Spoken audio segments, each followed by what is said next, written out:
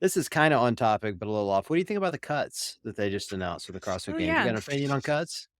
Yeah, I don't like them. Really? No? And I listened to Dave Castro's Week in Review where he talked about why they do the cuts, and I can appreciate what he said, and I can appreciate where they're coming from, but, one of the comments he made was, "Every other sport cuts down the field. Why is it any different why wouldn't CrossFit?"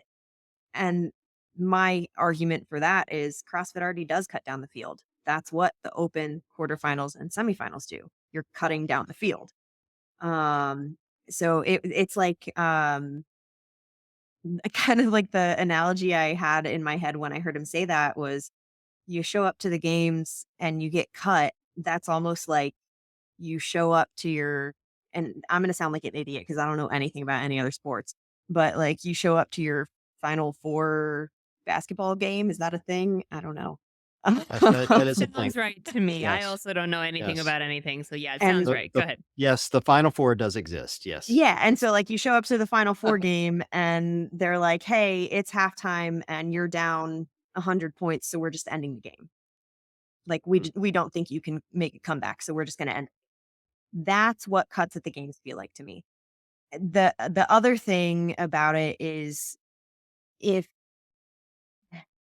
having cuts makes the programming so much more important and it makes the order of programming so much more important. Because if you're saying that this, 15 event weekend is a complete test of fitness and you're going to cut people before you've given them the complete test, how do you know that you're cutting the right people? And if your argument is that it was a balanced and complete test up until the cuts, then why does the rest of the test matter? So that's what frustrates me. Wow. See, I was kind of backing Dave on this one, but now you're changing my mind. Damn it. Damn it. I I love cuts. Do you? Sorry. I do. I was just talking I was on Lauren Coyle's Death by show earlier today, and she asked this question, and I'm sorry if I get hate for this. Actually, I'm not sorry, but Bring the hate, embrace it. Bring I don't bring the mean to hate. offend anyone is what I'm trying to say. I love the drama from a viewer's point of view, like the extra anxiety, the extra, there are bigger stakes, like it's a better story to tell. Cuts the way that they're laid out this year, from 30 to 20, like they will give ample opportunities in the leaderboard for people to position themselves to a place where they can continue in the competition. And I think that you can have a balanced test of fitness. I agree that it's incredibly dependent on programming and like especially with like monostructural stuff or like single modality like weightlifting, you know what I mean? Like they have to be placed in the right spots in order to make a complete test of fitness. But in the same way that you can have a complete test of fitness in a 3-day weekend at regionals, semifinals, whatever we're calling them these days, I do think that you can have a complete test of fitness before and after cut lines. I do think it's possible. I just really like it from a viewer standpoint. It just creates a lot more anxiety, which is the last thing you guys need out in the field of play. I know, but just from a watching standpoint, it's like, oh dang, like who's gonna not even be here tomorrow? Like it's just a greater level of storytelling that I appreciate from a fan perspective. Yeah, I I'm right in the I middle though. I'm with you. Like I get the storytelling thing, but I'm with the Leo on some of this too. Like I it do just have, you have cut down the field already. You yeah, know? and So why stop there? Why not keep cutting? You're already doing the it. Keep on doing it. the one other thing I'll say about it, so I feel like I'm a little bit biased when I say this because I'm an athlete who's like almost there, but not quite there yet. Sure. The cuts take away opportunities for the bottom half of the field and not opportunities to do a workout. That's not what I'm talking about. If you have somebody who is going to the games and they're not going to make top 20, like they know it, everybody knows it. They're not going to make top 20, but they might have some really good workouts throughout the weekend. They get cut Sunday rolls around, and Sunday they release a workout that would have been a wheelhouse workout for this athlete. Like, they could have gone and made a statement, and, the world sees them, learns their name, oh my God, this person is so Yeah. good. Now that athlete has lost out on the ability to showcase some of their talents on the only stage that matters in CrossFit, if we're being perfectly honest, because the games is the only competition that anybody cares about. They've lost that opportunity. That leads to lost opportunities of sponsors. And if you don't have sponsors in this sport, you can't keep competing. I'm getting to the point where I don't know if I'm going to make it through the next year because I don't have an income right now. Mhm. And what it does is it perpetuates only the veterans being able to make it back to the games year after year. And it makes it exponentially harder for rookies to break into the sport. So that's my thoughts on cuts. You know what I think would be interesting because I can see both sides. I honestly don't care. I don't have an opinion, truthfully, like a huge opinion, but I understand the point of what you're saying. Like, my fear is always, I think a couple of years ago when they opened the weekend with the bike event and like Noah had a pedal fall off, and I think so did Vellner, and Pat those are 2 Vellner's top chin guys, came right? off. Yeah, Vellner yeah. always has a disaster on the first day. He And if he Vellners gets it. cut because of Yeah, it, like, yeah. he has Well, he has podium contention this year. He could so potentially win, Oh, I think he could win big time. For real, yeah, for real. but but he's so He gonna just here's have has my to disaster on he day just 1. has to not Vellner it so hard this year at the games. I guess my thought is like, I'd hate to see someone get cut because there was some sort of unknown element that was out of their control that blew them up. If we're going to do cuts, like an easy solution, say, all right, and Dave said this himself, there's going to be 6 events. That's plenty of time, right? Mhm. Announce the 6 events in advance. Everybody knows up front. Here's the first 6 events. Go plan for it.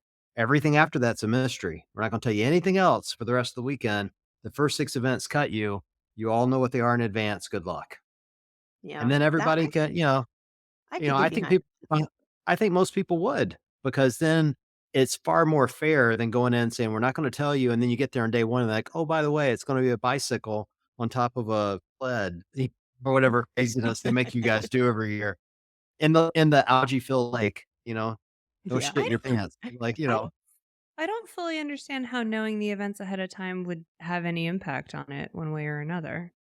I think it gives people the opportunity to at least prepare and understand what's coming up. Like, that's always the argument is this, there's gonna, strong athletes for like, I know I'm stammering, but at the beginning, you could have, if you do all light workouts, you've got a real advantage for those athletes that are real gymnasty. And the strong people who might have had a wheelhouse workout at the end of the week aren't ever going to get to showcase that. Yeah, Right. for sure. So at a minimum now, you're at least telling whichever group that is, here's what's coming up. You can prepare for it, at least get ready that this is coming so they can get their mind around it. It Yeah. just feels more fair to me. I'm not saying it is. And again, Dave's gonna Dave. So, I got no say in this. I Dave got no gonna do say what Dave whatsoever. gonna do. I just Yeah. I And just I agree. I think the programming matters so very much. Yeah. Like making sure that there's stuff for the I like to call them the Hulks and the ninjas, right? Like the Hulks yeah, get to yeah. do their thing and the bodyweight ninjas get to do their thing and the gymnastics people get to do their thing ahead of time. Like the programming really, really matters. But to me, I don't think that knowing it ahead of time would change one way or another. But the to your point, John, the significance and the order of which the tests are given has to be balanced on either side of both cut lines for it to make sense. It's really interesting what you said about like just having a chance because there's always some random person that will like win an event and you're like, Yeah. I didn't know that you know what I mean? Like we're gonna James Newbury it on the bike so hard or Tim Paulson it on the bike so hard, like whatever. Like there's always that person. So that is a really interesting point about just getting your name out there and showcasing who you are and having fewer opportunities to do that over the course of the weekend. I never really thought about it that Yeah. way. Think of But I like would Rebecca argue Fuselier, Yeah. totally. Yeah, you for know? sure. Yep. That's a good example. But I Yeah. Or would like argue that Jacqueline that's Dahlstrom on the sandbags. for Yeah. sure. Yes. For sure. But I would argue that that is not necessarily something that perpetuates veterans because anyone could get past a cut line one way or another. You just would have to So, be better up to that point in the competition.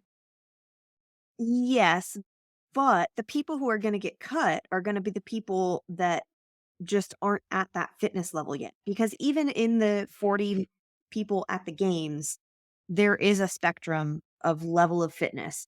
And there's people who, like, their fitness just isn't going to allow them to get past the bottom 10 or the bottom Right. 20. Right. But they're still good enough to have qualified for the games, and they still have potential to excel in the sport if they are given the opportunities to continue working on excelling in the sport, which comes Right. from sponsorships. But What their would you think fitness about level has no bearing on their rookiness. It shouldn't. It does. Like, if you just look at the way that CrossFit is structured, it shouldn't, right? Like, It anyone can get good, anyone can excel, anyone can whatever.